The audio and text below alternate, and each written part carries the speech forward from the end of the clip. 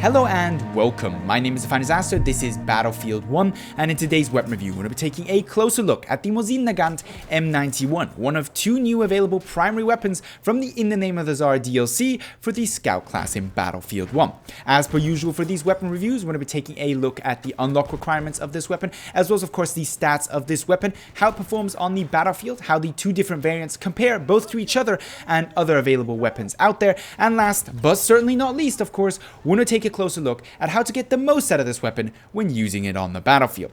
That being said, however, and jumping straight into the unlock requirements, if you wish to unlock the infantry version of this weapon, you're going to have to perform 3 headshots with the SMLE Mk3 infantry within 1 round, as well as get 20 kills with the Mars automatic pistol, available of course only to the Scout class. If you wish to unlock likely the more popular marksman version of this weapon, you're going to have to get 50 kills with the Gewehr 98 marksman, as well as 15 kills with the tripwire bomb, specifically actually the HE variant. The difficulty with that challenge is obviously going to be the tripwires, and you may find yourself getting quite frustrated trying to complete this unlock requirement. I, for my part, knew that I was going to be so salty if I tried to do it in the first place. I just asked a friend to kindly suicide himself 15 times into my tripwire bombs. That being said, let's get into the stats of this weapon. And as baseline for today's analysis, we're going to be looking at the infantry version of the Mosin-Nagant. It comes with a minimum damage of 80 and a maximum damage of 100, with the sweet spot, that is to say the distance within which you will one-shot body shot kill your targets, do 100 damage, starting at 60 meters and ending at 98. For those of you who are a little bit more familiar with the Scout weaponry, you will already notice that this is the exact same sweet spot damage model that the Russian 1895 has. Leaving that to one side, however, for now, the fire rate of this weapon is respectable, but nothing to write home about at 56 rounds per minute. Its muzzle velocity is also quite solid at 820 meters per second, meaning that shooting those long-range moving targets shouldn't be too difficult with this weapon. It comes with a relatively standard magazine size of 5. What isn't quite standard, however, with this weapon, as with all weapons from the In the Name of the Tsar DLC, is of course its reload mechanics. Those are, to say the least, a little bit unorthodox. That is because essentially you have a different reload time for every single possible reload you could conceive, and that's because DICE, at least as far as I know, was trying to adhere to a little bit more historical accurate usage and reloading of the weapons. It makes for weapons that are much more satisfying to reload, make a bunch of very nice sounds and have a very detailed animation to go with them, but it also means that my job trying to convey the actual reload times of those weapons and your job of trying to predict them is a lot more difficult. To keep things simple, if you reload a single bullet with this weapon, you should expect a reload of 3.15 seconds. If you reload all of your 5 available bullets and go through a strip clip reload mechanism, you will be facing a 3.9 second reload. Generally, reload times here not only not that important, but pretty much just bang on average with what you would expect from this kind of weapon. So moving on then to the reload department, once more, as with Scout rifles, there's a lot of similarity between them, and there's very much a standardized recoil model here that applies to this weapon as well. Vertical recoil of 2, horizontal recoil of 1, first shot recoil multiplier of 1. Weapon doesn't kick more than you would expect it to.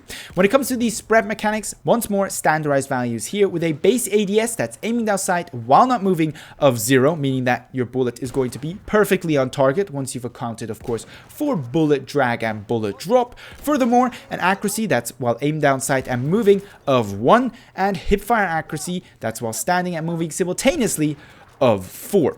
Now, having looked at the infantry version of the Mosin-Nagant, what are the key differences between it and the more difficult to unlock, but nevertheless worth unlocking, at least in my personal opinion, marksman version of this weapon? Well, to be frank with you, there's not many differences. One, obviously, and this likely the most important, is that while one version is an infantry version and thus comes with iron sights which have a maximum magnification of 2, the marksman version comes with a scope, and specifically a marksman scope, which means of course not only a maximum magnification of 4, but it also means no scope glint, which means you're going to be less likely spotted by an enemy sniper when doing your work.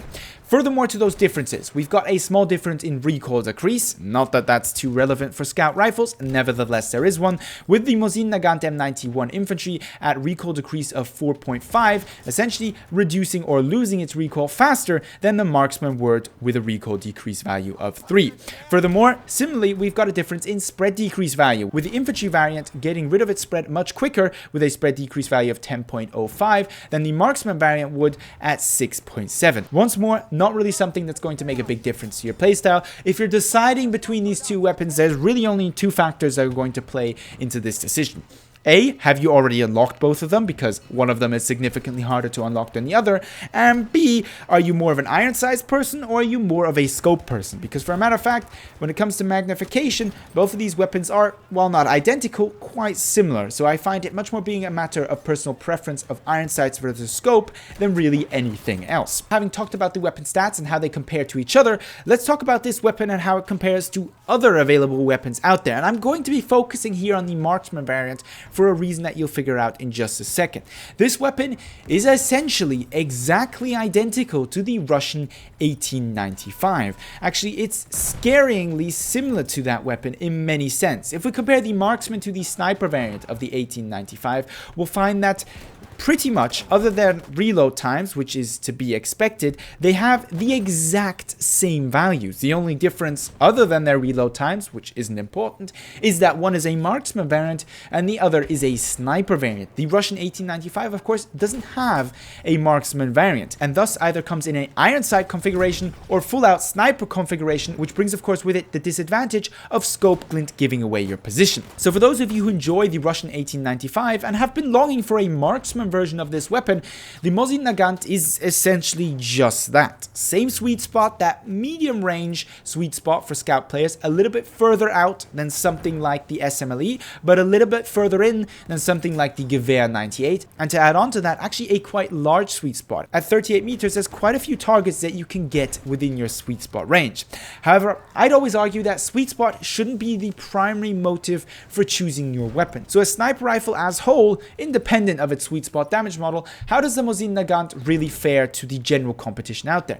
Quite favorable, actually, thanks to its decent magazine size, thanks to its decent option as marksman, as well as good muzzle velocity, 820 meters per second. It's a solid weapon and it's an enjoyable weapon. How do you use this weapon best on the battlefield? Well, essentially exactly how you would use the Russian 1895 sniper variant specifically, or if you're going for an infantry version on the Mosin-Nagant, just compare it to one of the Russian 1895 infantry variants. Then once more, you have a very similar comparison. You can't play these weapons quite as aggressively necessarily as you would maybe play something like the SMLE, or let alone a weapon like the Martini Henry, but you're not going to necessarily want to be engaging in extreme long-range sniping battles competing against weapons like the BF1 98 or weapons like the M1903 that specialize a little bit more in those long-range engagements, because there you do, at least theoretically, have a small disadvantage. The weapon is a flexible sniper rifle thanks to its focus on generally having solid stats across the board and not essentially putting all its eggs in one basket, and it's extremely enjoyable to use, not only thanks to the absolutely fantastic skin that I have for this weapon and the very satisfying animations and reload mechanics that DICE did bless this weapon with, but just generally, it's an effective weapon for what it should be. If you're a scout player who likes to be more on the aggressive side but not completely aggressive, this is a weapon that you are most likely going to very enjoy. That being said, however, I'd like to hear your thoughts on this weapon review, as well as, of course, your usual video suggestions for future Battlefield 1 content. So leave those down below in the comments or hit me up with them on Twitter. If you enjoyed this video or found it helpful, don't forget to give it a thumbs up. And with all that being said, I'd like to thank you very much for watching and hope to see you in the next Battlefield 1 video.